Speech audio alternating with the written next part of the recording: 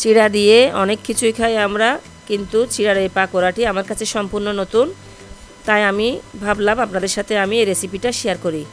আসসালামু আলাইকুম। আজকে আমি আপনাদের সাথে শেয়ার করব খুবই মজার চিড়ার পাকোড়া রেসিপিটি।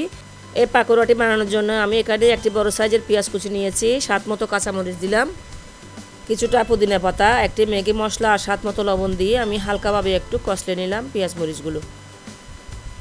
এরপর আমি দিয়ে দিলাম এখানে 1 টেবিল চামচের বেশি হবে এখানে বেসন, 1 টেবিল চামচ দিলাম আমি এখানে কর্নফ্লাওয়ার, দুটির মধ্যে যে কোনো একটিও দেওয়া যাবে। দিয়ে দিলাম এখানে আমি 2টি ডিম, সবগুলো একসাথে আমি একটু মেখে নিব। মেখে নেওয়া হলে আমি এখানে মেজারমেন্ট কাপের 1 কাপ চিড়া ভিজা কাপড় দিয়ে ভালোভাবে মুছে একটু রোদে শুকিয়ে নিয়ে আমি এগুলো দিয়ে দিলাম। এগুলো দিয়ে আবারও আমি আলতোভাবে একটু মেখে নিব সবগুলো। ওদিকে আমি চুলায় প্যানের মধ্যে পর্যাপ্ত পরিমাণে তেল দিয়ে তেলগুলো আগে থেকে গরম করে রেখেছিলাম।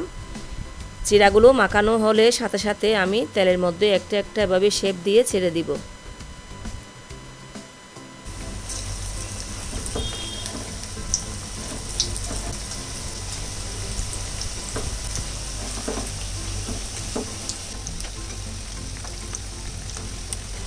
এরপর এপিট ওপিট উল্টিয়ে গোল্ডেন কালার আসলে আমি চিড়ার পাকোড়াগুলো তেল থেকে তুলে নিব।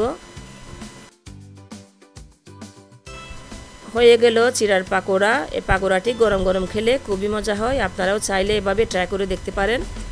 আজকের মতো এখানেই শেষ করছি। আল্লাহ হাফেজ।